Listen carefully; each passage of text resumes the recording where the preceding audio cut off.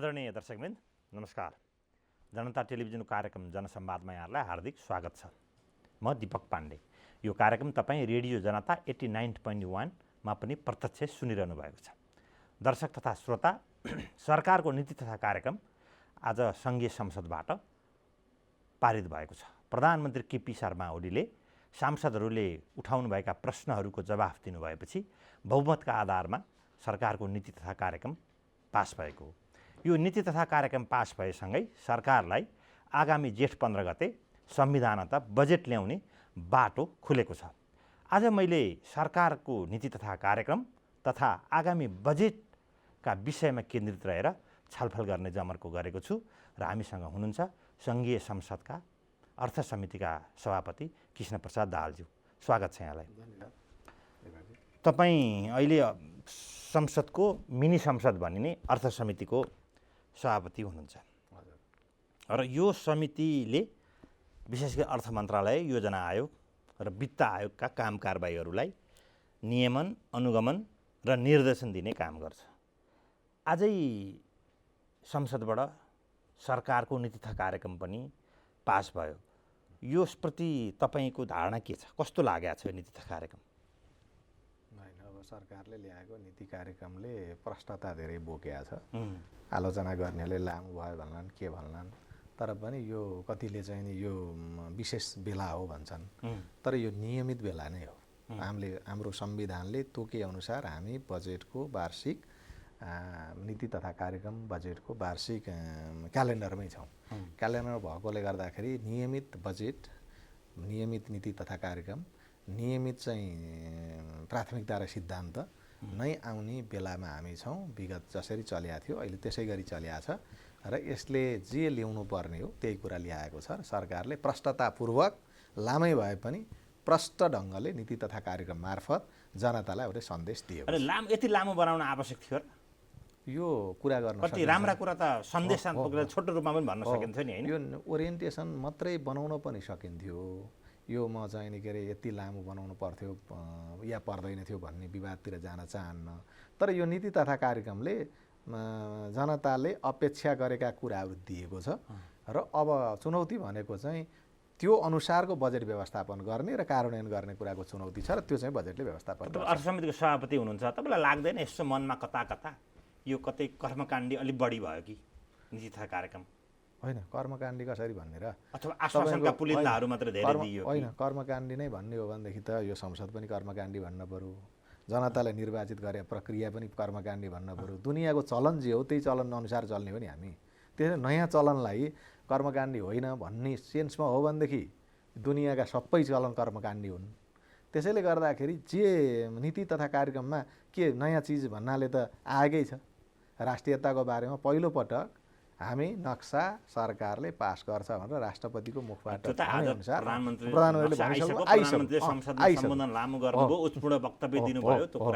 त्यसैले गर्दाखेरि अब खालि मेरो कुरा कति मात्रै भने यो अलिकति छोट्याउन सकिन्थ्यो, छोटो गर्न पनि सकिन्थ्यो, मूल ओरिएन्टेसनमा जान पनि सकिन्थ्यो।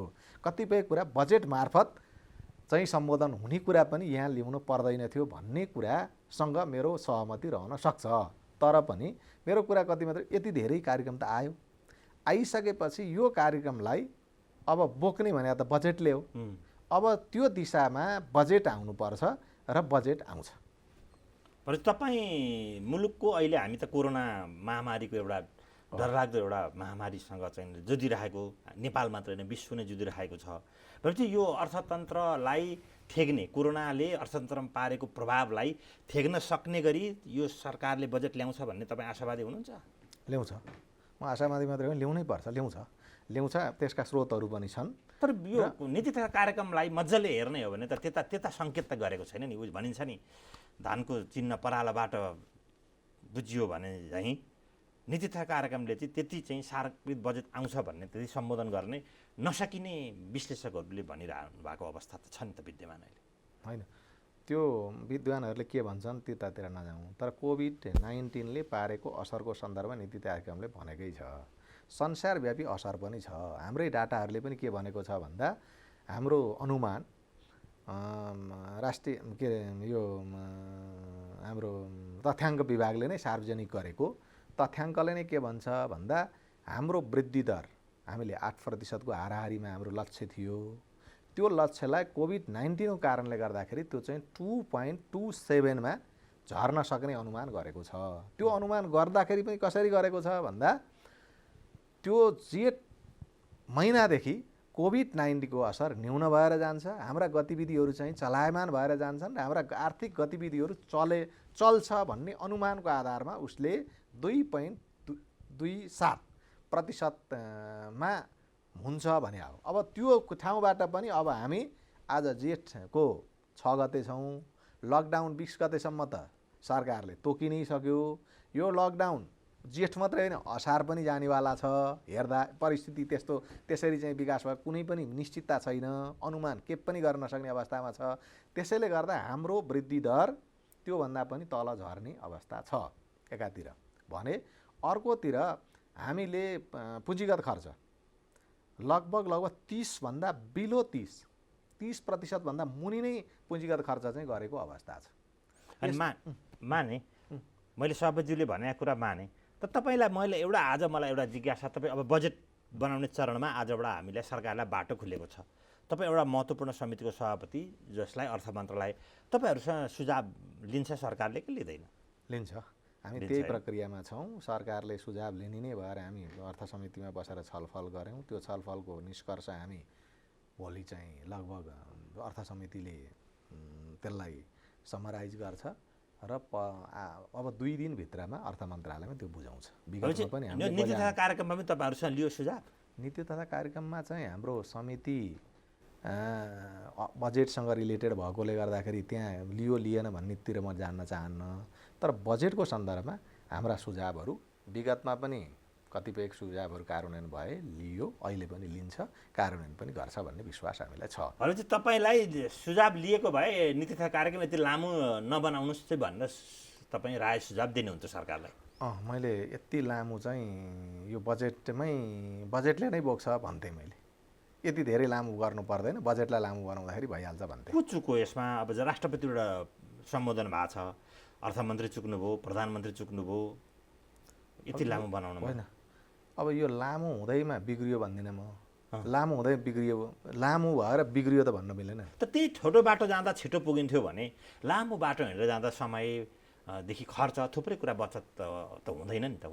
त्यो अवसरबाट त वञ्चित भयो नि। त्यो एउटा कुरा भन्न सकिन्छ, तर यसलाई छोटो बनाउन सकिन्थ्यो। लामो हुँदैमा बिग्रिएको चाहिँ छैन, बिग्रियो भन्न चाहिँ मिल्दैन, बेठिक भयो भन्न मिल्दैन। तपाईँ अर्थ समितिमा पुग्नुभएको 2 वर्ष पुग्दैछ होइन? के पाउनुभयो तपाईँले? त्यो राज्य त्यो ढिकुटी छ नि, राज्यको त ढिकुटी पनि नियमन गर्ने ठाउँमा हुनुहुन्छ क्या तपाईँ। यो मुलुक कसरी चलिरहेको रहेछ? मुलुकमा अब हाम्रो आर्थिक प्रणाली जुन छ त्यसलाई बेठिक त भन्दिनँ म, तर सुधार गर्न पर्ने क्षेत्रहरू धेरै छन्। के पाउनु उदाहरणगत रूपमा भनिदिनु पर्ला? अब पहिलो नम्बरमा हाम्रा चाहिँ राजस्वका जुन क्षेत्रहरू छन्, पहिचान भएका क्षेत्रहरू, ती क्षेत्रहरूको चुहावटलाई हामीले कम गर्न सक्यौँ र त्यसलाई चाहिँ चुहावटलाई नियन्त्रण गर्न सक्यौँ भने पनि राजस्व वृद्धि हुन्छ। राजस्वका कयौँ यस्ता क्षेत्रहरू छन् जुन क्षेत्रहरू हामी प्रवेश गरेका छैनौँ, त्यो सबै क्षेत्रहरूमा हामी प्रवेश गऱ्यौँ भने इन्फर्मल इकोनोमीमा चलिरहेको मुलुक फर्मल इकोनोमीमा आउँछ। यसले पनि राजस्वको दायरा बढेर जान्छ। हामी परम्परागत अर्थ प्रणालीमा रहेका क्षेत्रहरू अझै पनि धेरै छन् र अहिले पनि जनता चाहिँ नि, जनताको त्यो पङ्क्ति, धेरै ठुलो पङ्क्ति चाहिँ यो औपचारिक क्षेत्रमा प्रवेश गर्न नचाहने, चाहे त्यो यातायातको क्षेत्र भन्नुहोस्, चाहे त्यो साना चाहिँ नि उद्योग व्यवसायको क्षेत्र भन्नुहोस्, धेरै यस्ता क्षेत्रहरू छन् जुन क्षेत्र चाहिँ अहिले पनि औपचारिक अर्थतन्त्रमा प्रवेश गर्न झन्झट मान्छ र विभिन्न कारणले गर्दाखेरि ऊ चाहिँ अनौपचारिक क्षेत्रमै रमाउन चाहन्छ। त्यहाँ जाने भने हाम्रा धेरै राजस्वको क्षेत्रहरू बढ्छन्। अहिले भइरहेकै ठाउँमा पनि म तपाईँलाई एउटा 2टा दृष्टान्त पछाडि भनौँला, अहिले म त्यति नराखौँ, तर लिकेजहरू प्रशस्त छन् हाम्रा राजस्वका ठुला कर्पोरेट क्षेत्रहरूमा समेत। त्यसलाई भनेको ठुला घरानीहरूले राजस्व चाहिँ चुहावट गरेका छन् अथवा होइन, हाम्रा डाटाहरू चाहिँ कस्ता छन् भन्दाखेरि त्यही डाटा लिने चाहिँ निकाय एउटा बुक निकाल्छ एक प्रकारको, अर्को बुकमा अर्कै प्रकारको आउँछ भनेपछि त तपाईँको अरू ठाउँमा जानु परेन। हाम्रा खानी क्षेत्रको खानी र उद्योग क्षेत्रको चाहिँ जिडिपीमा योगदान साह्रै कम छ। खानीबाट छँदै छैन होइन, छँदै छैन, एकदमै थोरै छ। अब त्यो चाहिँ तपाईँको हाम्रा सिमेन्ट उद्योगले कति छ कारोबार? सिमेन्ट उद्योग कारोबार निकाल्ने हो भने त त्यो त ठुलो आउँछ, खरबमा आउँछ। अनि त्यो सिमेन्ट उद्योग लाई त्यो त हाम्रो नेपालमा 90% बढ्ता त हाम्रै नेपालकै कच्चा पदार्थ हो त्यो। अनि त्यसको हिसाब नियमन गर्ने कुनै निकाय छैन। त्यत्रा उद्योगहरू खोलेका छन्, त्यसको नियमन गर्ने निकाय भद्रगोल अवस्था छ। त्यसैले नियमन गर्ने, हेर्ने, बुझ्ने र चुहावटका क्षेत्रहरू पहिचान गर्ने हो भने हाम्रा स्रोतहरू थुप्रा बढ्छन्। भनेपछि हामी चाहिँ आफूसँग भएको अथाह चाहिँ स्रोतहरू हामीले उत्खनन गरेको छौँ अथवा उपयोग गरेका छैनौँ र हामी मागेर अथवा दाताहरूको भर परेर बजेट निर्माण गरिरहेको छौँ। त्यो भेट्नुभयो तपाईँले? त्यसो मात्रै होइन, हामी हाम्रै भरमा पनि छौँ। तर हामी जति ती स्रोतहरू बटुल्न सक्ने अवस्थामा हुने थियौँ, हामी त्यो ठाउँ अहिले पनि हामीले अझै पक्रन सकेका छैनौँ। यसमा हामीले आँखा चिम्लिएका छौँ अथवा पहिचान गरेर प्रवेश गरेका छैनौँ, के पाउनुभयो तपाईँले? होइन, परम्परागत ढङ्गले नै मैले अहिले भने नि त्यो सेक्टर यसमा आउँदाखेरि यो औपचारिक लाइनमा आउनको निम्ति ऊ चाहिँ डराइराखेको छ, झन्झट मानिराखेको छ। ऊ भन्नाले अर्थ मन्त्रालय होइन, अर्थ मन्त्रालय होइन, जनताको त्यो आर्थिक क्षेत्र परिचालन गर्ने। जस्तै यातायात तपाईँले सुन्नुभयो, यातायातमा भ्याटको टिडिएसको कुरा गर्दाखेरि आन्दोलनै भयो।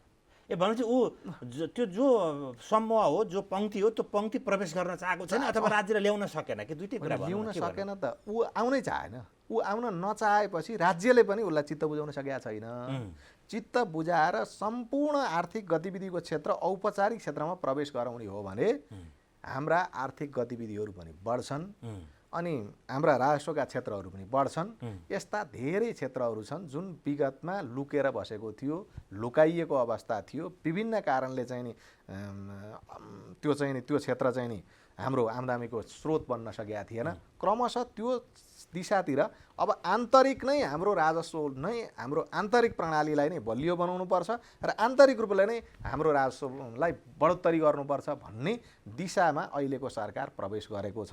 तपाईँहरूले पनि त्यही उत्खनन गर्न प्रवेश गराउन निर्देशन गरिरहनु भएको हो। त्यही कुरा हाम्रो फोकस गर्ने चाहिँ हाम्रो जहिलेसम्म हामी भन्सारमुखी राजस्व प्रणालीमा रहन्छौँ तबसम्म हामीले विकास गर्न सक्दैनौँ। हाम्रा भन्सारका लक्ष्य किटान हुन्छन्, त्यो लक्ष्य अनुसारका हाम्रा चाहिने के अरे हिसाब हुन्छ, समाचार पनि त्यही खालका आउँछ। कुन भन्सार कार्यालय कति लक्ष्य चाहिँ हासिल गर्यो, कति गर्न सकेन। अनि त्यसपछि हामीले त्यो जसले बटुल्न सक्यो त्यो चाहिँ राम्रो। तर हाम्रो आन्तरिक आर्थिक गतिविधिमा आधारित हाम्रो राजस्व प्रणाली जबसम्म हुँदैन तबसम्म हामी आत्मनिर्भरतातिर जान सक्दैनौँ। भनेपछि के हामीले हाम्रो आर्थिक बजेट निर्माण प्रक्रियालाई नै पुनर्विचार गर्नुपर्छ अथवा चाहिँ अपरेसन गर्न जरुरी छ? होइन, त्यो दिशातर्फ विगत वर्षदेखि नै अर्थमन्त्रीले भनिरहनु भएको छ। हामी भन्सारबाट होइन, हाम्रा आन्तरिक आर्थिक गतिविधिलाई बढाएर हामी चाहिँ राजस्वलाई बढाउँछौँ भन्ने कुराको ओरिएन्टेसनमा हाम्रो बजेट प्रवेश गरेको छ। अब त्यो दिशातर्फ अगाडि जान्छ र तपाईँले हेर्नुभयो भने अब अहिले त हामी कोभिड-19ले गर्दाखेरि हामी धेरै डाटाहरू लिएर हेरेर विश्लेषण गर्दाखेरि जम्मै नेगेटिभ मात्रै आउने स्थितिमा छौँ। नत्र दिशा कतातिर जाँदैछ भन्दाखेरि अब हामी बाह्य आयातमा आधारित राजस्व प्रणालीबाट हामी आन्तरिक आर्थिक गतिविधिलाई बढाएर बढ्ने राजस्व प्रणालीतिर चाहिँ हामी प्रवेश गरेर जाँदैछौँ। भनेपछि हामीले स्रोतहरूका विविधीकरण गर्नु पर्यो, स्रोतहरू खोज्नु पर्यो भन्न खोज्नुभयो? हो, स्रोतहरू खोज्नु पर्यो। यसले त विवाद पनि आयो नि, कर लाएर यो सङ्घीयता चाहिँ करमुखी अर्थमन्त्री भन्ने खालको पनि त उहाँले आलोचना त भयङ्कर खेप्नु पर्यो नि त धेरै। होइन, यो चाहिँ मान्छेले नबुझेर दुईतिरै कतिले जानिकन यसलाई बदनाम गर्न खोजे। कर भन्ने कुरा चाहिँ दुईतिरै एकैचोटि तीनटा निकाले लाउँदैन। हाम्रो लाग्यो नि त हामी अभ्यासको कमीले, कतै लाग्यो अभ्यासको कमीले, नजानेर। त्यो करेक्सन तपाईँले कहाँ कहाँ लाग्यो हेर्नुभयो नि त थाहा पाउनुभयो नि त्यो करेक्सन पनि तपाईँ तपाईँ हेर्ने ठाउँमा हुनुहुन्थ्यो त्यो करेक्सन पनि भइसक्यो किनभने सङ्घले लगायो यो त प्रदेशले लगायो स्थानीय लगायो प्रदेशले भन्दा पनि प्रथे त त्यति इस्टाब्लिस्ड भएको थिएन अब स्थानीय तहको चाहिँ विशेष गरी सामुदायिक वनहरूमा पनि यो ठुलो विवाद आएको थियो सामुदायिक वनको चाहिँ अहिले पनि विवाद कायमै छ त्यो चाहिँ अलिकति त्यो तपाईँहरूले चिर्न सक्नु भएन होइन त्यो चाहिँ अब चिर्न सके होइन नसके होइन त्यो पहिचान भएको छ अब त्यो हट्छ होइन त्यहाँ केही समस्याहरू छन् जरुर छन् नत्र भने स्थानीय तह र सङ्घबाट दोहोरो परेको हदसम्म त्यो सबै हटिसक्यो त्यसैले अब चाहिँ मान्छेले भन्ने गरे जस्तो दोहोरो कर काहीँ पनि छैन अब त मलाई भनिदिनुहोस् बजेट हामी संविधानले जेठ 15 भनेको छ जेठ 15 पुग्छ कि त्योभन्दा अगाडि आउँछ जेठ 15 हो त्यो संविधानले भनेको कुरा जेठ 15 मा आउँछ बजेट होइन त्योभन्दा अगाडि पनि ल्याउन सकिन्छ त्योभन्दा भन्दा 15 मा भित्रमै आउँछ होइन त संविधानले 15 गते भनेको छ अब तपाईँ मलाई भनिदिनुहोस् पोहोर 15 खर्ब 32 अर्ब 96 करोडको बजेट आएको थियो यसपालि त्यो बजेटको सिलिङ घट्छ कि बढ्छ होला बढाउनुपर्छ भन्छु म नीति तथा कार्यक्रमलाई बोक्नुपर्छ बजेटले नीति तथा कार्यक्रम एकातिर बजेट अर्कोतिर भयो भने गति मिल्दैन अनि पानी नभएको गाग्री बोकेर तिर्खा मेटिन्छ र होइन किन तपाईँले चाहिँ नि पानी छैन भन्ने कुराको अनुमान के गरी गर्नुभयो होइन अहिले आर्थिक गतिविधि ठप्प छ कोरोना 3 महिनादेखि हामी अब हाम्रो यहाँ सबै कुराहरू चाहिँ असर परिरहेछ तपाईँलाई नै देखाउँछु म अहिले हाम्रो विकास बजेटबाटै बचत हुने 2 खरब जति हुन्छ त्यो चाहिँ 28% मात्रै हाम्रो बजेट खर्च व्यक्तिगत नै खर्च भयो 2 खरब अनि हामी चाहिँ नि झन्नै 10 खरब जति राजस्व हामी उठाउँछौँ 12 खरब भयो अनि त्यसपछि आएर तपाईँको अब हामीलाई अपु कति भयो 8 खरब जति चाहिँ नि हामीले बाहिरको लिनु पर्ला अब जिडिपीको चाहिँ 6% मात्रै हामीले ऋण लियौँ भने पनि त्यो पनि 5-6 खरब जति हुन्छ र झन्नै 20 खरब जतिको हामी अनि अहिले हामीसँग कति छ जिडिपीको चाहिँ नि हामीसँग ऋण 32% छ कुनै बेला त्यो 60 सम्म पुगेको थियो हामी अहिले त्यसलाई चाहिँ 50 सम्म पुर्याउन सक्छौँ त्यो हामीसँग त्यो ग्याप चाहिँ छ त्यसैले त्यो 50 नपुर्याएर 40 पुर्यायौँ भने पनि हाम्रो त्यहाँबाट पनि पैसा आउँछ त्यसैले गर्दा त्यो ऋण चाहिँ हामीले अनुदानको मात्रै कुरा हुँदैन वैदेशिक अनुदान त्यहाँ दिन नसक्ने होलान् हामी अलिकति उनीहरू पनि सबै संसार प्रभावित छ तर पनि पैसै नभएको त होइन ऋण माग्न जाँदा ऋण त पाइएला देशभित्रै आन्तरिक ऋण पनि हामीले उठाउन सक्ने कन्डिसन होला त्यसैले गर्दा मलाई के लाग्छ भने हाम्रो कार्यक्रम र बजेटको बिचमा यदि तालमेल गर्ने हो भने विगतको भन्दा हामीसँग विगतको जति नै बजेट बनाउन सक्ने क्षमता त हामीसँग छँदैछ त्यसबाट मलाई लाग्छ 1 खरब भन्दा बढाउनु पर्छ भनेपछि 1-2 खरब म यहाँलाई जिज्ञासा राखौँ भनेपछि ढिकुटीबाट पुरानो धान झिकेर चामल बनाए जस्तो हुने भयो यसपालिको बजेट होइन किनभने त्यो त सानो अंश मात्रै हो त्यसले मात्रै पुरा हुँदैन जम्मा 2 खरब न बचत होला हामीसँग पुरानो धान त 2 खरब जति होला होइन अरू त नयाँ नै चाहियो नि नयाँ त धेरै धान उत्पादन हुने अवस्था त देखिन्न नि धान भन्नाले यो बजेट निर्माणका लागि जोडेर मैले बिम्बमा प्रयोग गरेँ होइन होइन त्यो चाहिँ तपाईँले मेरो विचारमा हामी कर तिर्नले पनि अहिले कर तिर्न सक्ने अवस्था त छैन विभिन्न प्याकेजहरू सरकारले ल्याउनु पर्छ ल्याएपछि अब हामी चाहिँ यो पर्खिएर मात्रै हामी बस्दैन होला नि लकडाउन मात्रै बस्दैन होला नि यो अब हामीले सधैँभरि अब कोरोना रहिरह्यो हाम्रा आर्थिक गतिविधि शून्यमा झारौँ चुप्लाएर घरमा बसौँ भन्ने ठाउँमा त हुँदैन होला नि कृषिलाई हामीले नीति तथा कार्यक्रमले बोलिसक्यो हाम्रा आर्थिक गतिविधिहरूलाई चलायमान बनाउनको निम्ति अब हामीले रोजगारी सिर्जना गर्नुपर्ने छ साना उद्योग व्यवसायहरूलाई सञ्चालनमा ल्याउनु पर्ने छ आर्थिक चलायमानतामा हामी अगाडि जान्छौँ गइसकेपछि अनि आर्थिक गतिविधि बढ्दै गएपछि त हाम्रा स्रोतहरू पनि बढ्छन् ती स्रोतहरू बढेपछि त हाम्रा त अब पैसा त ढुकुटीमा त आउन थाल्छ त्यसैमा आधारित हुने हो हामी चुप्पो लाएर बस्ने हो भनेदेखि त यी जम्मै कुरा नीति कार्यक्रम बजेट ल्याउनै पर्दैन थियो कति डरलाग्दो स्थिति छ हाम्रो आन्तरिक श्रम बजारमा समेत श्रमिकहरू झन्नै मेरो विचारमा 10 लाखभन्दा बढी बेरोजगार भएर बजारमा आउँदैछ बाहिर वैदेशिक रोजगारीमा गएका युवाहरू 5 लाख त कुन बेला आउने भनेर खुट्टा उचालेर बसेका छन् प्लेन खुल्ने बित्तिकै या पठाउने बित्तिकै आउँछन् भनेपछि सोझो हिसाबले नै 15 लाख मान्छे चाहिँ नि बेरोजगार भए। हाम्रो देशमा वार्षिक 5 लाखको दरले श्रम बजारमा चाहिँ के अरे श्रम शक्ति चाहिँ आउँछ भने 20 लाख भयो। 20 लाख मान्छेलाई तपाईँले म्यानेज गर्ने गरी बजेट ल्याउनु भएन भने त्यसले कस्तो स्थिति पैदा गर्ला? त्यो आफैमा बम बारुद जस्तो विस्फोटै हुन्छ नि त्यति बेला हैन? त्यसपछि त तपाईँको के हुन्छ कल्पना तपाईँ कसरी गर्नुहुन्छ? त्यसले त्यो जनशक्तिलाई तपाईँले एन्गेज गर्नु पर्यो। कहाँ गर्ने? एन्गेज गर्नको निम्ति हाम्रा राहतका प्याकेजहरू आउनु पर्ला, कृषिमा अनुदानका कार्यक्रमहरू आउनु पर्ला, कृषिमा म्यासिभली सिँचाइको कार्यक्रम आउनु पर्ला, मलबेको कार्यक्रम आउनु पर्ला। सँगसँगै हामीलाई अर्को पनि एउटा अवसर छ। हाम्रा नेपालीहरू खालि श्रमिकको रूपमा मात्रै गएका छैनन्, उनीहरू गएपछि त्यहाँबाट सिप पनि सिक्रिएका छन्। त्यो सिप पनि लिएर आउँछन्। त्यो सिपलाई अर्को पनि छ, म तपाईँलाई अर्को तथ्य पनि भनौँ, हाम्रा नेपालीहरू श्रमिकको रूपमा मात्रै गएका छैनन्, अलिअलि कमाउन पनि गएका छन्। युरोप अमेरिकामा भएका मान्छेहरू पनि जो खल्तीमा राम्रै पैसा जमाएका छन्, ती पनि आउँदैछन् कतिपय हैन? कतिपयमा ती माथि आउँदैछन्। ती सबैलाई व्यवस्थापन त्यो स्रोतसहित हाम्रो स्रोत, बाह्य स्रोत, आन्तरिक चाहिँ निजी क्षेत्रको स्रोत जम्मैलाई परिचालन गर्न सक्ने हो भने हामीले त्यो 15-20 लाख श्रम बजारमा आएका श्रम शक्तिलाई हामीले व्यवस्थित गर्न सक्छौँ। हाम्रो उत्पादन बढ्छ। साहबज्यू, तपाईँले जुन अहिले यो तथ्याङ्कहरू प्रस्तुत गर्नुभयो, यसलाई सम्बोधन गर्न सक्ने ल्याकत हामीसँग छ? हुनैपर्छ, छ। नभएर भयो र? अहिलेको सरकारले सम्बोधन गर्न सकेन भने तपाईँले कहिले कुन सरकारले गर्ला भन्ने तपाईँ सोच्नुहुन्छ? यसैले गर्ने हो नि। यो सङ्कटको घडीमा अरू कसैले हो हाम्रा तपाईँले भावनात्मक कुरामा तपाईँको म सहमत छु, तर हाम्रा तथ्याङ्कहरूले त्यो कुरालाई प्रतिबिम्बित गर्छन्? तथ्याङ्कहरूले आजभन्दा अगाडि के गर्छन् के गर्दैनन् भन्ने कुरातिर म जान चाहन्न। अब हामी त्योभन्दा हाम्रो अर्को बाटै छैन, हामी त्यहाँ जानै पर्छ। सरकारले लिड गर्नै पर्छ। जस्तै आजै प्रधानमन्त्रीले सम्बोधन गर्नुभयो, जति विदेशी छन् हामी ल्याउन सक्दैनौँ र सरकारको सोच पनि छैन भन्नुभयो। सबै ल्याउनु पनि पर्दैन।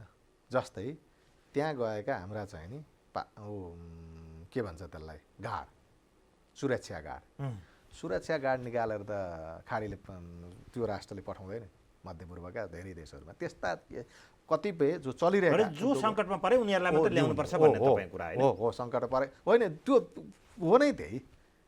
उनीहरू आउँदा नै आउँदैन, काम भइरहेको मान्छे त आउँदैन नि। अहिले सरकार चाहिँ के छ भने चाहिँ अहिले हामी कोरोनासँग पनि जोडौँ, बजेट र कोरोना पनि जोडौँ।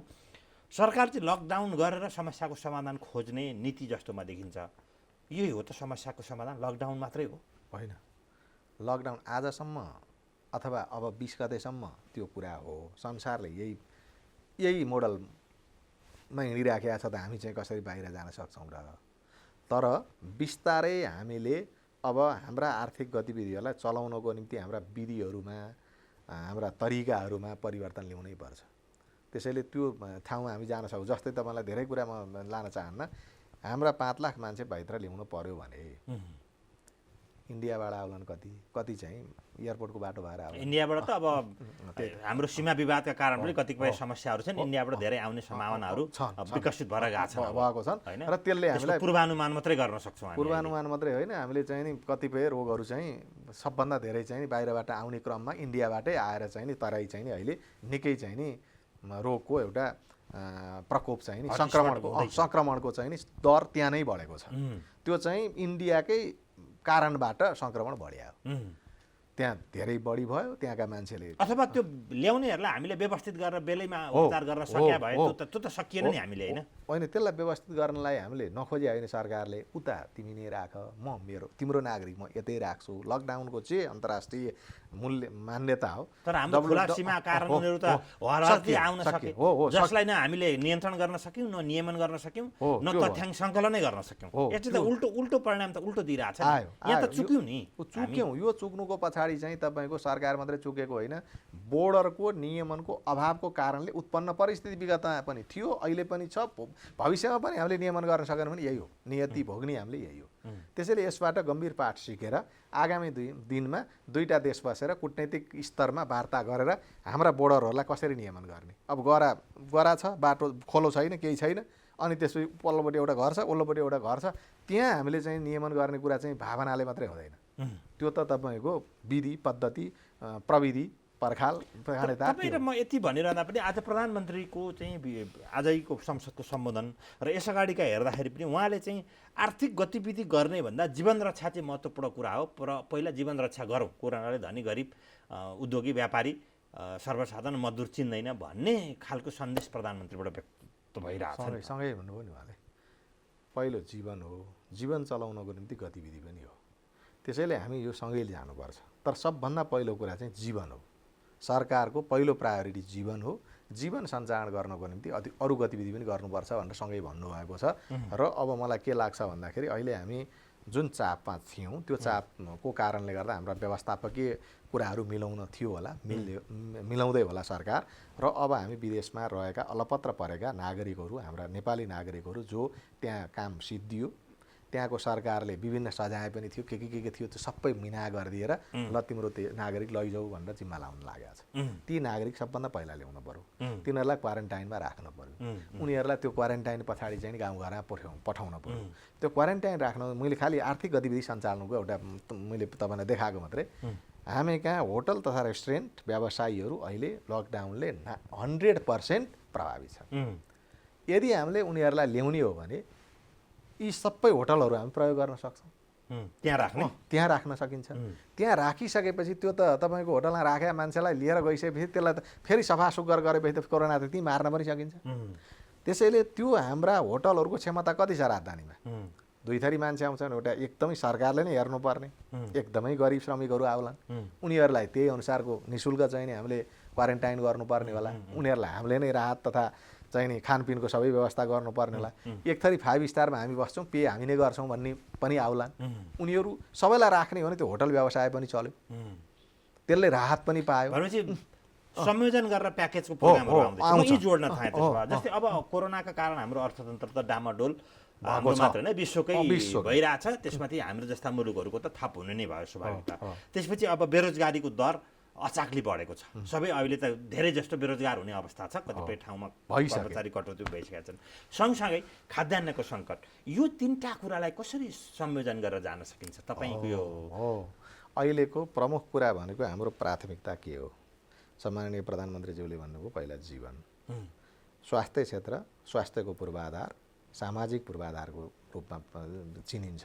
स्वास्थ्यको पूर्वाधारलाई हामीले एकदमै पहिलो प्राथमिकता दिनु पर्यो। हामीले गाउँपालिकाको पालिकादेखि सङ्घसम्मको हाम्रा कामहरू के हुन्, बाँडफाँडहरू के हुन् र सुविधाहरू के दिन सकिन्छ भनेर हामीले पहिलो प्राथमिकता स्वास्थ्यलाई दिनु पर्यो। त्यसै अनुसारको बजेट एलोकेट गर्नु पर्यो। दोस्रो प्रायोरिटी अहिले भर्खरै भन्नुभएको हाम्रा बेरोजगार मान्छेहरूलाई एनगेज गराउने ठाउँ कुन हो? स्वरोजगार दिने, रोजगार दिने ठाउँ भनेको कृषि हो पहिलो। त्यो कृषिमा इन्भल्भ गर्नु पर्यो। त्यसले हामीलाई दोहोरो फाइदा दिन्छ। एउटा त त्यहाँ स्वरोजगार भए, रोजगार पनि प्राप्त गरे। दोस्रो त्यसले उत्पादन दिन्छ। त्यो उत्पादनबाट हामीले चाहिँ खान पाउँछौँ र त्यसले हामीलाई भोकमरीको सङ्कटबाट टार्छ। र त्यो कृषि दोस्रो। तेस्रो भनेको चाहिँ नि म अहिले पनि के भन्छु भन्दा उद्योग धन्दा कल कारखाना यो सञ्चालन गर्ने कुरा त छँदैछ, तर यिनीहरू साह्रै मारमा परे। होटल व्यवसाय पर्यटन क्षेत्र त तपाईँको कहिले खुल्ने हो कुनै ठेगानै छैन। उनीहरूलाई तपाईँले राहतको प्याकेज दिनु भएन भने सदाको निम्ति मर्छन्। बचाउनु पर्यो। उनीहरू बाँचेन भोलि तपाईँलाई केही दिन्छन्। अन्डा पार्ने चिज भएन तपाईँले अन्डा पाउनुहुन्छ, त्यही रहेन भने त मावै सिद्धि भने त गयो त। माउ बचाउनु पर्यो नि। त्यसैले तपाईँले के गरेर दिने हो? राहत दिएर गर्ने हो कि ऋणलाई चाहिँ नि सुलभ कर्जा चाहिँ दिएर गर्ने हो कि कर्जा पनि कति वर्ष लिने हो, कति महिना लिने हो? त्यो कर्जा त बढ्दै जान्छ। त्यसलाई त्यसमा तपाईँले के गर्ने हो? मौद्रिक नीति मार्फत ल्याउने हो कि राहत नीति मार्फत ल्याउने हो कि अरू आर्थिक नीति मार्फत ल्याउने हो कि त्यसलाई बचाउनु पर्यो। साना घरेलु उद्योगहरू कोठामा सञ्चालन थिए, अर्काको घरमा सञ्चालित थिए, ती सबै बन्द छन्। अब त्यसलाई पुनर्जीवन दिन पर्यो। त्यसलाई जसले 17 लाख मान्छेलाई रोजगारी दिएको थियो, आफै स्वरोजगार पनि थिए कति, ती खत्तम हुँदैछन्।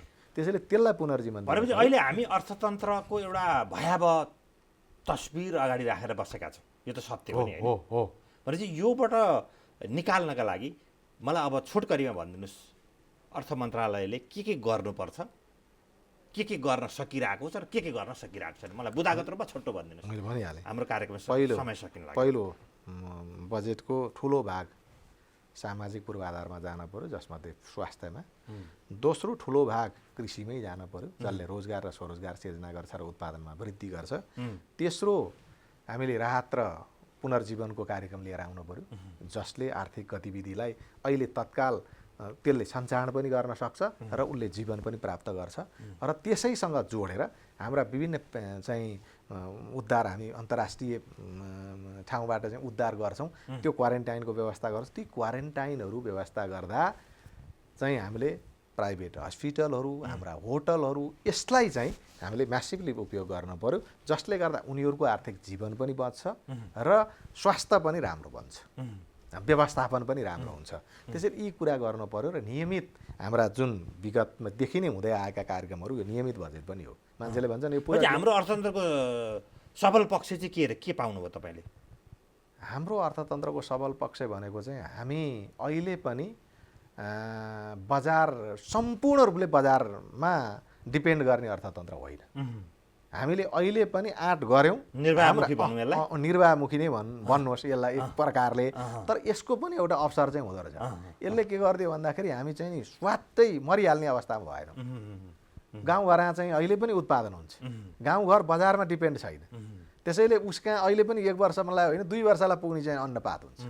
अब तर अमेरिका जानु भने 2 वर्षलाई पुग्ने अन्नपात राख्ने मान्छेलाई के भन्छ होला त्यहाँ, त्यो के परिभाषा हुन्छ होला। त्यसले हाम्रो खानपिन पनि आफ्नै प्रकारको छ र त्यसैले गर्दा यसलाई हामीले हाम्रो अर्थतन्त्र कृषिमा आधारितै छ, जसले जीडीपीको सङ्कटलाई पनि समाधान गरेर यहाँ टेकेर जम गर्न सक्छौँ, यसलाई अवसरको रूपमा प्रयोग गरेर।